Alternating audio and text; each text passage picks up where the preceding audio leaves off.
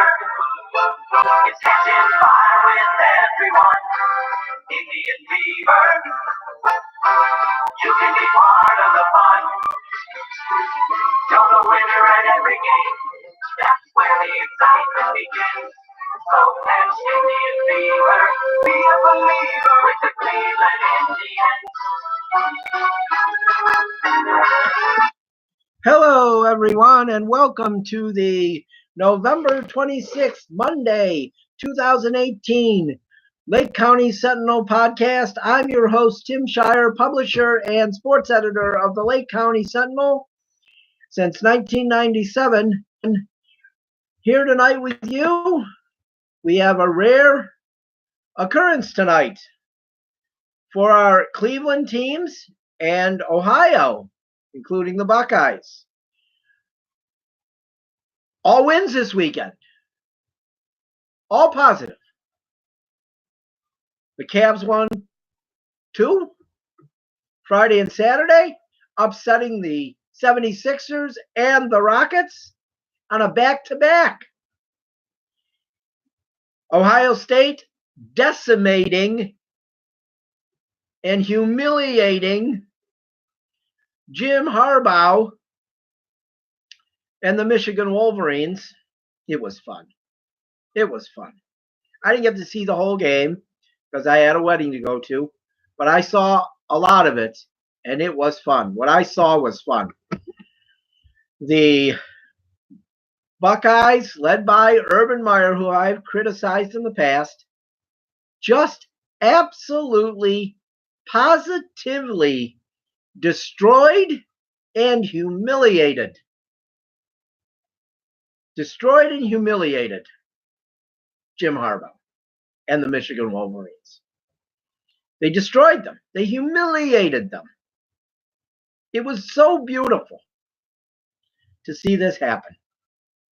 And then we go to Sunday, and the Browns absolutely come out on fire, led by Baker Mayfield, and destroy the Cincinnati Bengals at home at the jungle, which now I guess maybe you could call it, it's not the jungle anymore. I guess maybe you could call it the field with some grass. You know, the swampland maybe. It sure isn't a jungle anymore. It's sure not intimidating anymore. But they played well, and they went into Cincinnati and they just said, nope, the streak is over. We're going to win on the road, and we're going to end this 7-game humiliation, and we're going to have this game decided basically by halftime. And they did. I mean, they just took them apart piece by piece. I mean, you can't deny how good they looked yesterday. And I am their harshest critic. There's no doubt I am. But yesterday, they looked really, really good. Mayfield looked good. Chubb looked good. The catch by Chubb was unbelievable. I really like Greg Williams' comment about kids don't play catch enough outside. They play video games too much. And then, Chubb might have proved him wrong. Chubb might have played catch more than he thought. That was really good. I like that a lot, that comment. But we'll get into the Browns a little more. But I want to talk about the Cavs. Look, the Cavs, who people have been just making fun of here in Cleveland. Cleveland fans gonna make fun of the Cavs and Indians regularly, which they enjoy doing. It's a football town. I forgot. So we don't show any respect for the other two teams. It's a football town. So whatever. But the Cavs, who entered Friday night's game against the 76ers at home. The 76ers had a home winning streak. Okay? The 76ers had not lost this year in Philadelphia. Okay? They were 10-0 at home. And the Cavs went in and said, yeah, I think we're going to end that streak. They really seem to look much better the last week. I mean, they almost beat the Lakers. If Korver could have made the three that he normally makes against the Lakers, they have a 3-game winning streak. But it's two. It's two. We're not going to play this what-if crap, like Browns fans always do. We should have 5 more wins because we're unbelievable. But, the Cavs are 4-14. It is what it is, okay?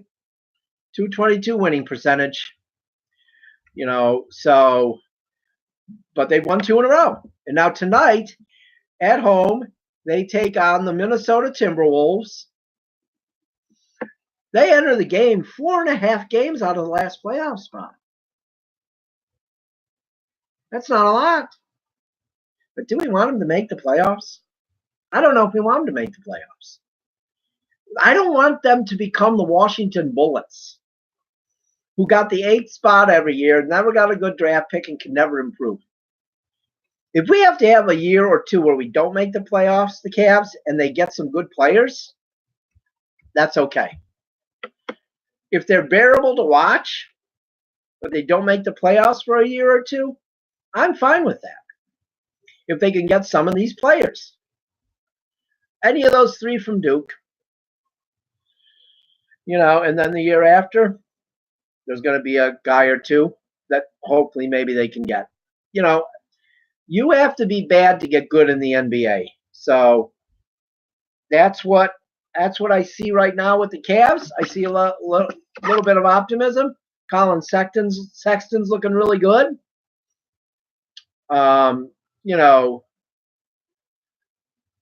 Jetty Osman looks really good. Really good. I made a trade in my fantasy league the other night. I traded Rudy Gay for Jetty Osman. Straight up. Because Jetty Osman's going to be around for a while. And he's going to be really good. LeBron really liked him when he was here. So I like Jetty Osman. I think that's really good. Rodney Hood has played really well. Tristan Thompson has been a true leader, which is really great. Okay. I'm waiting for Larry Nance to break out a little more, but he's been rebounding pretty well. So, I think they're on the right track.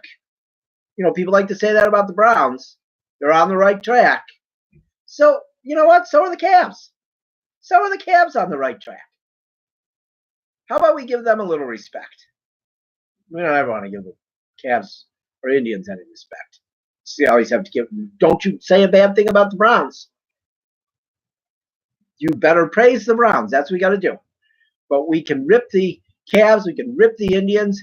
We can ignore the fact that Cavs won 2 in a row against 2 really good teams. Okay? 2 really good teams.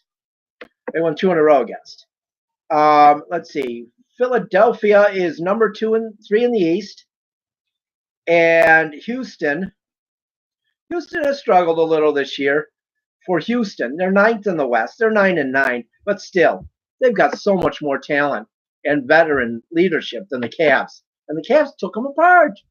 The Cavs beat them Saturday night on a back-to-back, too. It was a back-to-back.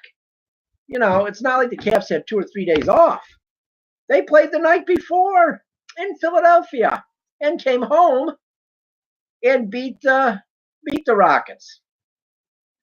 Are they? Maybe they're so young. Maybe they're so inexperienced that they don't realize they shouldn't beat these teams. But I don't know. They've got some players who've been around on the team. But I feel like Colin Sexton is going to end up being better than Kyrie Irving. I know people will laugh at me when I say that, but I think he's going to. And you know what it's going to be? He's going to be better than Kyrie Irving on the court and not be a jerk. None of the attitude that Kyrie Irving gives. So, I think the Cavs are in good shape. I'm really happy with how they played this weekend. They're about to tip off here against the Timberwolves. We'll see how that goes. Now let's get to, the Browns' victory yesterday. It was good. We already talked about that. I praised them. Good win. They dismantled the Bengals. But to me, after the game, how about when you win, act like you've been there before, not act like a fool. Okay? I don't have any problem with Randall handing the ball to Hue Jackson. That's all right. That was fine. That was fine. In the heat of the moment, in the game, But you know what? After the game, why did Baker Mayfield have to say rotten things about Hue Jackson? All right, you guys didn't get along. You didn't get along. You didn't like him. Be the better man. Act with some class. You're a professional now. And not say stuff about the guy. And by the way, Baker Mayfield, Hue Jackson did not leave Cleveland. He didn't just say one day, I don't want to coach this team anymore. Hue Jackson was fired. Okay? He didn't voluntarily leave. All right? He was asked to leave. Similar to how you were asked to leave Texas Tech. How about that? How about how you were asked to leave Texas Tech? They didn't want to give you, they were taking your scholarship away. You weren't good enough, I guess. You weren't good enough, kid. So you went to Oklahoma, right? Aren't they their rival? Aren't they one of their rivals? I'm pretty sure they are. You signed with one of their rivals, right? So how is that any different than Hue Jackson going back to an organization that he already had history with? Okay? He already had history with the Bengals.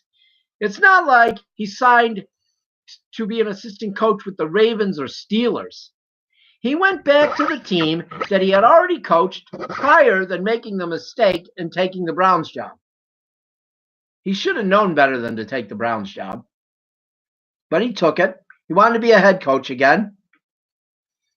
What he didn't realize is they were going to sell off all the players that he had when he took the job or trade them away and gut the team for 2 years. Should they have probably won more than one game in the 2 years? Probably. And maybe he's responsible for that.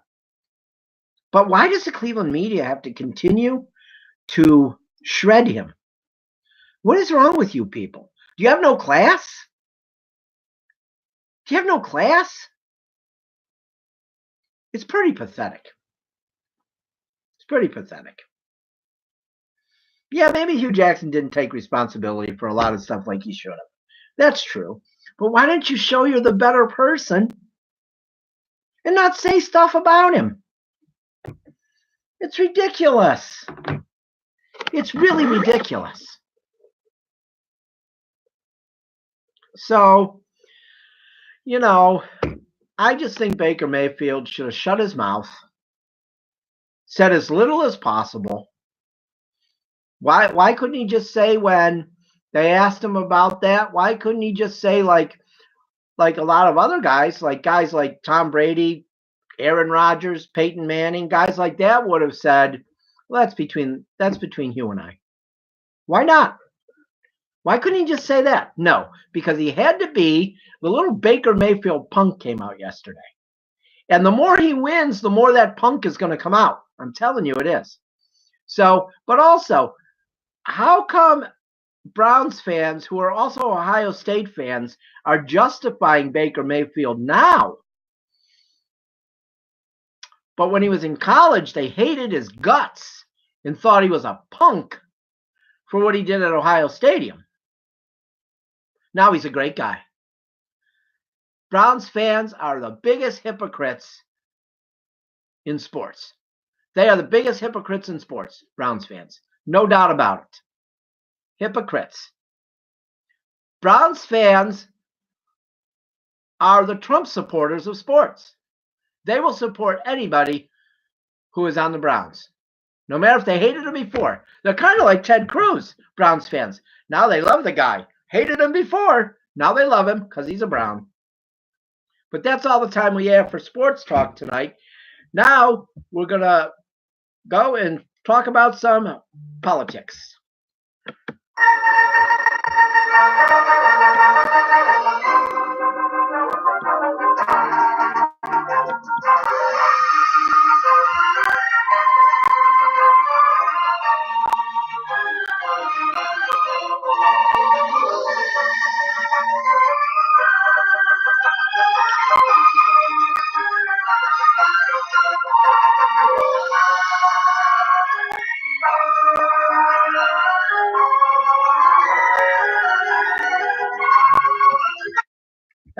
and welcome back to the County Sentinel Podcast. We're now going to talk about a little bit of politics for the next 15 minutes, the final 15 minutes of the podcast, and we're going to talk about the layoffs today at GM. And that's horrible that there were layoffs today at GM. I feel really bad for the people that are losing their jobs at GM. I do. I feel bad for them. But, you know, some of those people, and I'll bet you there's a large percentage of those people that work at the Lordstown plant that are losing their jobs. I'll bet you a bunch of them voted for Donald Trump. I would not be surprised. I'm not putting it past them. And they also voted to keep Republicans in charge in Ohio because they promised them things they could not deliver, but they believed. I feel bad these people are going to lose their jobs right before the Christmas. A month before Christmas, they find out they're going to lose their jobs. That's terrible. But, you know, sometimes you make the bed and you better sleep in it. You have to sleep in it because, let me tell you this, a lot of those people down in that area are Donald Trump supporters. Well, they show up like crazy to his rallies, and they believe the garbage that he spews. And then what happens? A day like this comes. A day like this comes. And they think, how can this happen? He promised us jobs. He promised us more jobs. In July of 2017, in a stop in Youngstown, Ohio, he promised more jobs. And now, the jobs are leaving. They're gone. That's what you got. When you have a guy like Donald Trump who really doesn't care, all he wants is power. This kind of thing that happens.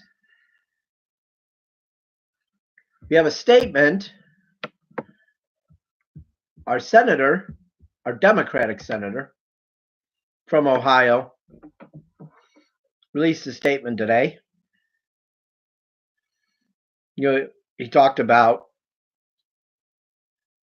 in March, GM announced they were building a new Chevy Blazer plant in Mexico. That same day, the company announced they were ending their second shift at Lordstown. In 2017, GM received a record tax break as a result of the GOP tax bill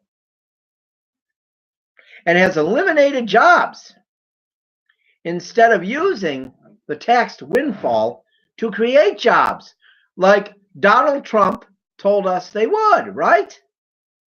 Oh, I'm sure his supporters will say, well, we can't control what they do with the money. But the sad part about it was we all knew what they would do with the money. We all knew. We all knew what they would do with the money. And it wasn't hire new workers. That is a bunch of crap. Here's the statement released by, a quote from the statement released by Sherrod Brown today. He said, "The workers at Lordstown are the best at what they do, and it's clear once again that GM doesn't respect them. Ohio taxpayers rescued GM, and it's shameful that the company is now abandoning the Mahoning Valley and laying off workers right before the holidays. Even worse, the company reaped a massive tax break from last year's GOP tax bill and failed to invest the money in American jobs, choosing to build its Blazers in Mexico. GM owes the community answers to how the rest of the supply chain will be impacted and what consequences its disastrous decision will have on the Mahoning Valley and our state. My office stands ready to do everything we can to help these workers. This decision is corporate greed at its worst. And it is.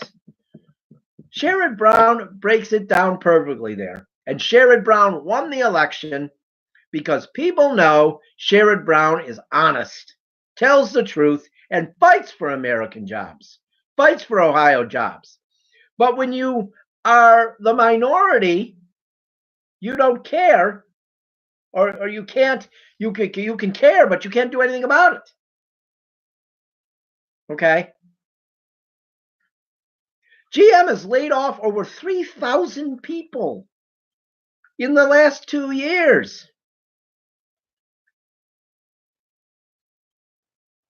3,000 people. Unbelievable. What's Trump going to do about it? Oh, we got to get those jobs back. That's all he's going to say. And he'll never comment on it again. He'll never comment again. He's done with it. He made a comment today. He's done, though. He doesn't have to say anything else. His base will, they'll forget about it. They won't care because it doesn't affect them. I'll bet it affects some people that voted for him. Oh, I'll bet it does. Oh, I'll bet you it does. And it's going to be interesting to see if any of them hold him accountable.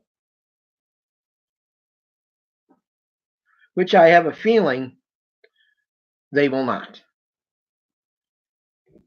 I feel like they will not hold him accountable. Of course they won't hold him accountable. They don't hold him accountable to anything. He's lied to his base multiple times. And they just keep believing him. Let's just keep believing him. Okay? Just keep believing Donald Trump. No matter what he says.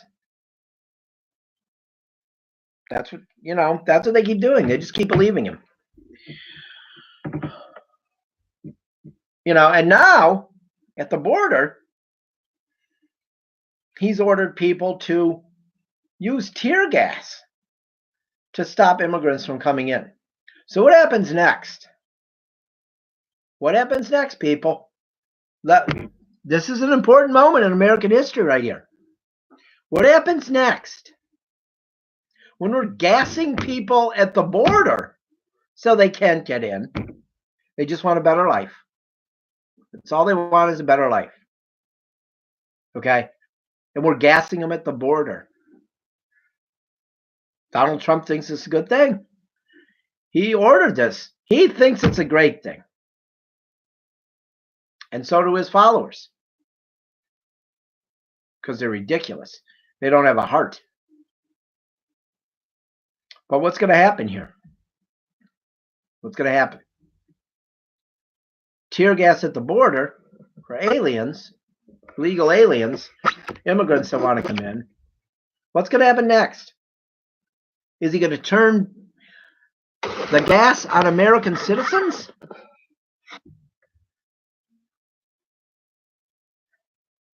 Dictators do that, right? Dictators do that. Assad in Syria. Adolf Hitler. Saddam Hussein. Muammar Gaddafi. Vladimir Putin. Okay? Yeah. They do that. They use gas. And don't tell me, oh, it's just tear gas. They got to keep him out. No. Once he uses it, and you justify him using it, he's just going to go to the next level. Don't you understand? Enabling a dictator to do anything like that that's questionable makes him more powerful. You enabling Donald Trump to use tear gas at the border and justifying him makes him more powerful. And someday he may use it on you. He may use it on you. Or he may use it on people protesting him. Why not? He used it on those immigrants and you didn't care. You thought it was a good thing. So why not use it on American citizens now? I mean, give me some answers and tell me why you don't think he'll do this. Okay? He's taking steps to a very dangerous area. And you're just justifying it. You continue to justify it. Eventually, it's going to come back to bite some of you. It will. It will. Don't tell me it won't, because it will. It's a shame that the rest of us have to pay for your bad, poor decisions. That you believe this guy and you continue to support this guy. It's sad and a shame that we have to continue to suffer because of your stupid vote. And that you continue to support his candidates. Here in Ohio, other states woke up. Other states rejected Trump-supported candidates. Texas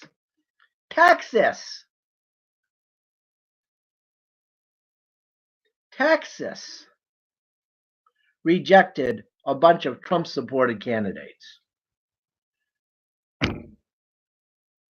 But we're still supporting him here in Ohio? We elect a hateful Mike DeWine who kisses Trump's ass every chance he gets?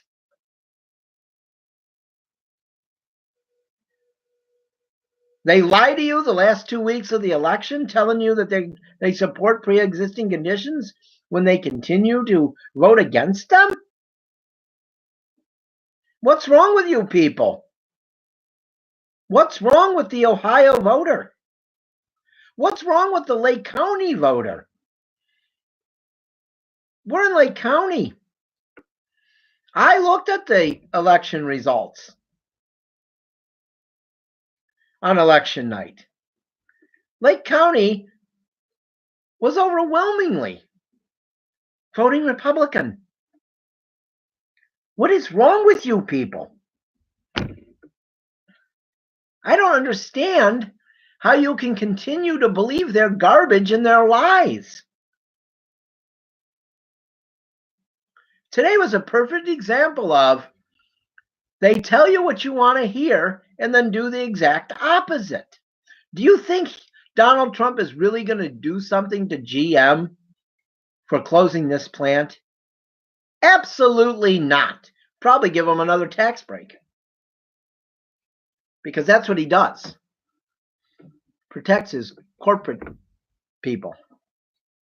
The hell with the people that work for the company. I mean, he didn't care about workers in his companies when he filed for bankruptcy 7 times and didn't pay workers and didn't pay contractors.